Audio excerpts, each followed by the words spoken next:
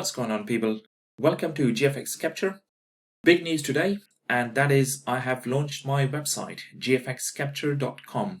Yes, I am very excited about it. A lot of people have been asking me whether or not they can get the templates I use in my tutorials. Some of them I cannot share because either I don't have the distribution rights for them or I don't own those templates. However, the ones which I make are of course available to use. And so I have decided to share them with you.